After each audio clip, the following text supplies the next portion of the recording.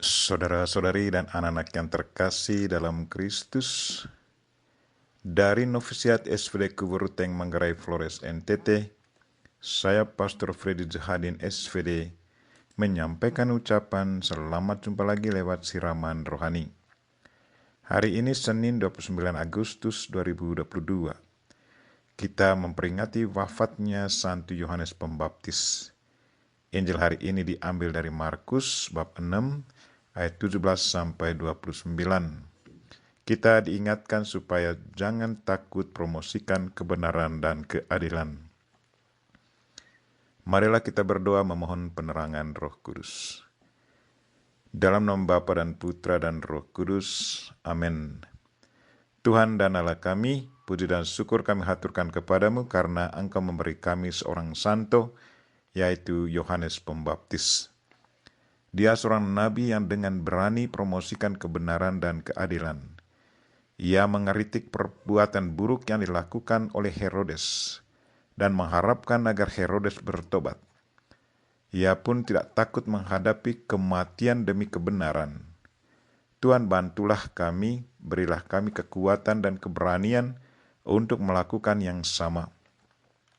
Tuhan, utuslah Roh Kudus-Mu, terangilah pikiran dan hati kami, agar sabda-Mu yang akan kami dengar dapat kami pahami dengan baik, dan isi pesan-Mu dapat kami hayati dan amalkan dalam hidup harian kami. Doa ini kami sampaikan dengan perantaran Kristus Tuhan kami. Amin. Tuhan sertamu dan sertamu juga.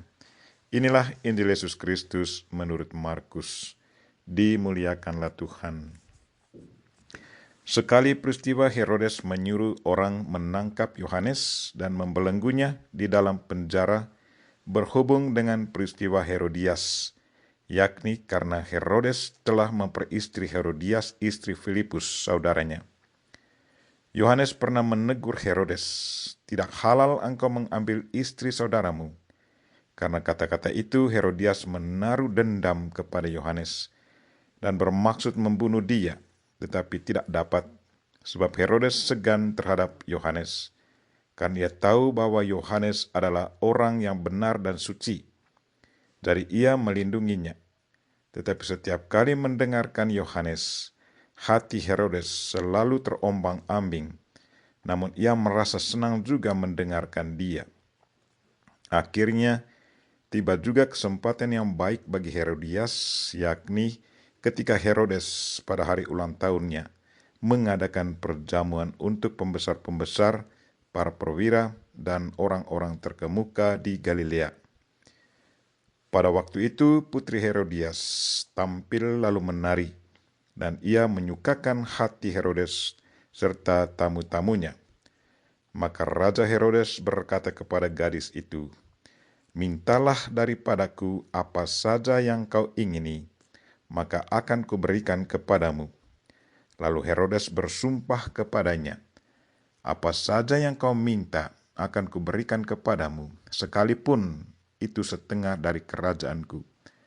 Anak itu pergi dan menanyakan kepada ibunya, "Apa yang harus ku minta?"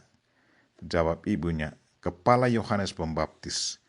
Maka cepat-cepat ia pergi kepada raja dan meminta, "Aku mau supaya sekarang juga engkau memberikan kepadaku kepala Yohanes Pembaptis dalam sebuah talam." Maka sangat sedihlah hati raja. Tetapi karena sumpahnya dan karena tamu-tamunya, ia tidak mau menolaknya. Raja segera menyuruh seorang pengawal dengan perintah supaya mengambil kepala Yohanes. Orang itu pergi dan memenggal kepala Yohanes di penjara. Ia membawa kepala itu ke sebuah talam dan memberikannya kepada gadis itu. Dan gadis itu memberikannya pula kepada ibunya. Ketika murid-murid Yohanes mendengar hal itu, mereka datang dan mengambil mayatnya, lalu membaringkannya dalam kubur. Demikianlah sabda Tuhan. Terpujilah Kristus. Saudara-saudari dan anak-anak yang terkasih dalam Kristus, tema renungan kita hari ini ialah jangan takut promosikan kebenaran dan keadilan. Hari ini kita memperingati wafatnya Santo Yohanes Pembaptis yang mati dibunuh oleh Herodes. Kemartiran Yohanes berkaitan erat dengan teguran pedasnya kepada Raja Herodes, yang memperistrikan Herodias, istri Filipus saudaranya secara tidak sah. Herodes marah dan mencampakkan Yohanes ke dalam penjara. Herodias pun marah dan tak henti-hentinya mencari kesempatan untuk membunuh Yohanes. Kesempatan emas itu akhirnya tiba juga. Herodes mengadakan jamuan makan untuk para petinggi kerajaannya di seluruh Galilea pada hari ulang tahun kelahirannya. Kesempatan ini dimanfaatkan oleh Herodias untuk melaksanakan niat jahatnya atas diri Yohanes. Ia menyuruh putrinya menari di hadapan para tamu. Tariannya sungguh menawan hati para tamu yang sudah mulai mabuk itu. Herodes bangga dan gembira menyaksikan tarian yang dibawakan oleh putri Herodias. Terdorong oleh kebanggaannya itu, Herodes berkata kepada gadis itu, "Mintalah kepadaku apa saja seturut kehendakmu, aku akan memberikannya kepadamu." Herodes bahkan bersumpah di hadapan para tamu, "Apa saja yang kau minta akan kuberikan, sekalipun separuh dari kerajaanku." Gadis itu tidak tahu apa yang harus dimintanya. Karena itu, ia berlari kepada ibunya, Herodias, untuk meminta pendapatnya. Tanpa banyak pikir, Herodias berkata, "Kepala Yohanes Pembaptis." Gadis itu segera menghadap Herodes dan berkata, "Berikanlah aku di sini kepala Yohanes Pembaptis di dalam sebuah talam." Herodes sedih, tetapi karena sumpahnya dan karena malu kepada tamunya, ia segera memerintah pengawal-pengawalnya untuk memenggal kepala Yohanes pada hari itu juga. Saudara-saudari dan anak-anak yang terkasih dalam Kristus, kisah kematian Yohanes sesungguhnya mengingatkan kita akan beberapa hal penting. Yang pertama, bagi pejuang keadilan dan kebenaran, harus selalu siap menerima risiko. Ia akan dibunuh oleh kelompok yang anti kejujuran dan kebenaran, malah sampai pada titik yang paling buruk, yaitu siap akan dilenyapkan. Yang menariknya bahwa mereka yang sudah dipanggil menjadi nabi kebenaran dan keadilan, mereka sama sekali tidak pernah takut menghadapi ancaman fisik. Roh kebenaran dan keadilan sudah menjiwai hidupnya, dan apapun yang terjadi, mereka tetap maju, bahkan siap mati demi kebenaran dan keadilan. Yang kedua, bagi yang ditegur karena perbuatan jahatnya ada dua kelompok. Kelompok pertama, ia menerima teguran itu sebagai sesuatu yang positif. Teguran itu diterimanya. Orangnya bertobat dan kembali memperbaiki diri. Kita ingat Raja Daud yang ditegur oleh Nathan sewaktu ia mengambil Bathsheba, istri Uria, menjadi istrinya. Kelompok kedua, orang tidak menerima teguran.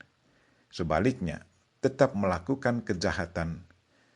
Dan bagi kelompok ini, dosa selalu menuntun orangnya dari satu kejahatan ke kejahatan yang lain, sampai pada akhirnya ia mati dalam kejahatan tanpa pertobatan. Marilah saudara-saudari dan anak-anak yang terkasih, kita berdoa memohon bantuan Tuhan agar kita selalu sanggup mempromosikan kebenaran dan keadilan dalam hidup kita. Dan kalau kita ditegur karena kesalahan dan kekurangan kita, terimalah teguran itu dengan penuh sukacita, karena teguran itu sesungguhnya mau membantu kita agar kita berkembang menjadi pengikut Kristus yang sejati.